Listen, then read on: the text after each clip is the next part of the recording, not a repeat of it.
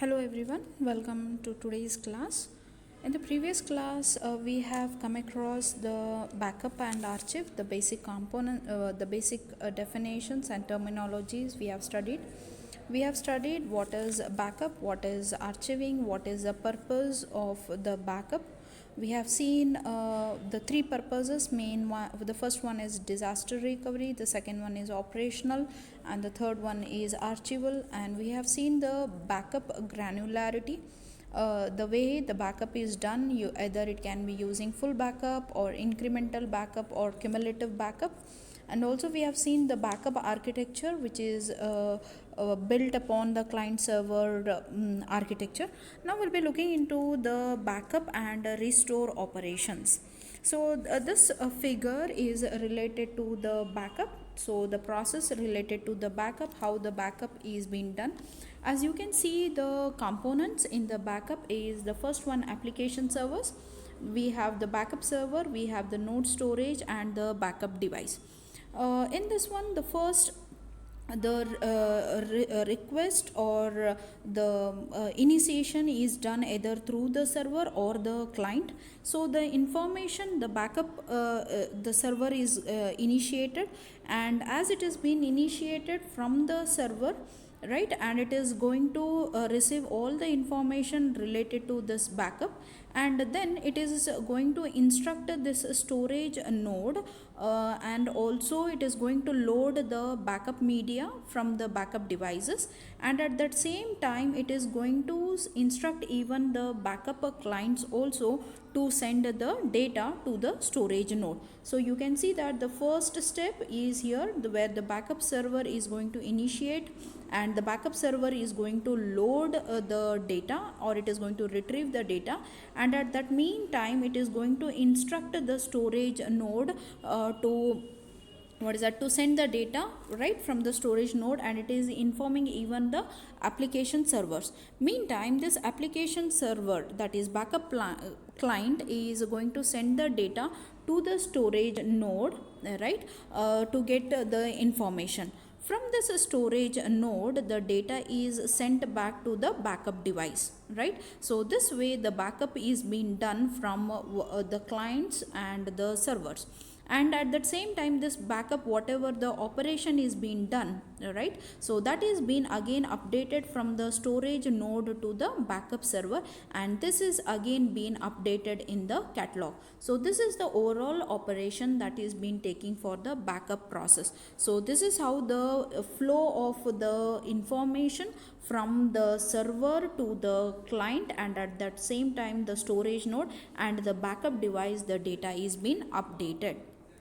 Moving on to the next one is restoring. So the restoring is, you have to get the data whatever is being requested, right, either from the client or from the server.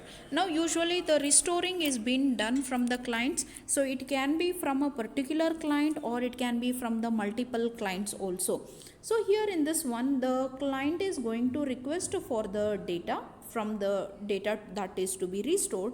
So the backup server is going to scan the backup catalog, and it is going to identify whether the data that is to be restored and the data that client is been requesting is absolutely correct. At that same time, it is going to send the instructions, it is going to pass on to the storage node, right, to to load the data from the backup device. So this information is later transferred to the storage array, where the data is being read, and it is again sent back to the storage node. And when the storage node is going to restore, and it is going to send back the metadata to the backup server, right, and at that same time it is also passing the information back to the client, and this backup server is going to update all the data that is being transferred. So in the restoration point, when we have to say, that means the data that is being requested from the client, right, so it is being requested from the client, it is being checked in the backup server. At that same time, the storage node is going to get the access to the data from the storage node, and it is going to give back to the client, and at that same time it is going to update to the backup server. So this is how they are going to restore the data. Now when we have been having this one, so what are these backup topologies? That means how are we arranging the devices so that we are getting the data whenever it is being requested, right? So they are following three topologies. The first one is the direct attached backup. The second one is LAN based backup, the third one is SAN based backup, and the fourth one is a mixed topology, which is the combination of the LAN and the SAN based. Direct attached backup, if I have to say that one, we'll look into the diagram. In this one you can see that we have a backup server. We have been having the application server or the client and the backup device, where you can check that they are directly connected to one another, right? Intermediate, you are not having any of the devices nor the switch, anything is been there. So the communication is directly been there from the storage node to the backup device and the backup server, and any information that is to be there, it is being transferred in terms of the metadata, and the data is being backup, right? So this way the data is being shared using the direct attached. But the direct attached, the problem is that I'm having only one server directly been connected. Then if in case the multiple devices are being connected, then there is a network issues related to that one.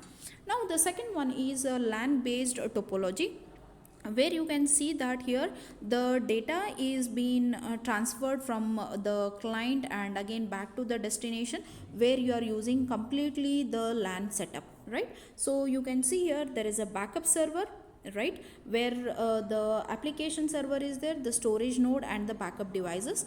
As the application client is going to ask or request the data, so that is usually in terms of the metadata. So using with the help of the LAN, these all the four devices are being connected, and from this backup server, using the LAN, the storage node is going to send the data, and the as from the storage node the data is being backed to the backup device. So you can see that each and every time the data being requested or being assigned or being transferred, it is through all the LAN itself, right? So with the help of the LAN, and the one of the major advantages that the this network is going to be very faster when compared to the direct attached backup. Moving on, the next one is the SAN based backup topology. In this SAN based topology, you can see that we are using the storage area network, right, to backup. Now when the application server or the client is going to request the data, only metadata will be sent to the backup server, so that the data is being updated. From this backup client, you can check that the storage node is also being updated, and the data from the backup device, right, using the storage node, the data is being transferred. So here in this one, whenever we are being transferring the data or we have been requesting for the backup, this is usually shared among more number of the clients, right? And here the traffic is also is only restricted to SAN, and usually the backup data or the metadata, whatever is being transferred, it is transferred using the LAN, right? So because of this, what happens is the I can say that the performance is not being degraded, right? So now when we have been using this LAN and SAN, where they are having their own advantages and disadvantages, can we combine them both together? Yes. So that is called as the mixed topology, where you are including where you are combining them together for the several reasons. Either it can be in terms of the cost, server location, or reduction in the administrative overheads, or even considering the performance also. Because when I'm been saying in terms of the LAN, usually whenever you are transferring the data back to the client, right, so it might affect the network, because the LAN usually, if it is been overloaded, then obviously there is a load on the network, and you cannot there might be a network congestion, because of which the packets will be dropped, right? So that means the data will not be transferred. Now you can check in this one also the same way, where we are having the application server, storage node, backup device. Here in this one, backup server and the client, we have been having the multiple clients, right, or I can say the application server, and each time the metadata is being transferred using the LAN, and also we have been storing the data back to the backup device from the storage node using this SAN topologies, right. So this is how the backup topologies are being arranged.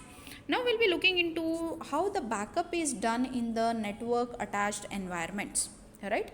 As we have seen that these topologies, as they have been arranged using with the help of this network attached storage, as it is what you say, whenever you want to transfer the huge number of data, or there is a multiple file sharing systems and all been taking place, at that time this network attached storage environment plays a very important role.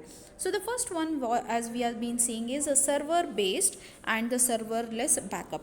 Okay, now you can check in this one where we are using a NSA head. So a new what I can say, a component is being added. This NSA head, what it does is, it is going to take the data from the storage array, and that information is being transferred to the server, right, that is the application server, I can say this one, or I can say the client also. From this one, right, the metadata is being transferred to the backup server, stating that what information is being updated, and at that same time from this particular what you say, the server to the backup server, using the SAN, the data is being transferred, right. So what is this going to happen is, this is going to result in overloading the network, because you have to send the backup data also, you have to make the sure that the resources are also being backed at that same time, right. So this was a problem related to the server based.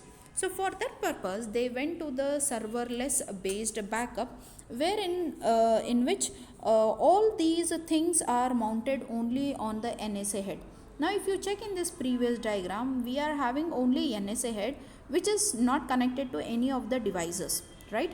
But in this one, the next figure, if you check, right, you are been connecting, all the devices are being connected to this NSA head, where we are having the storage array, we are having this backup client and the backup devices.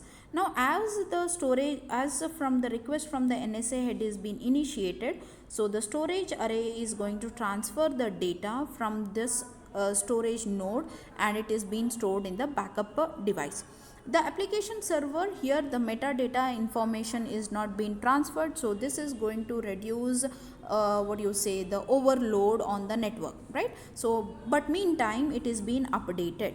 Okay, so moving on to the next one is the NDMP, that is network data management protocol, where the data is being backed. So now you can check in this one, where the data is being backed using the NSA head, where the backup device is being attached to NSA head, and using this storage array, the backup data is being transferred using this NSA head, and the metadata is in turn transferred to the backup server.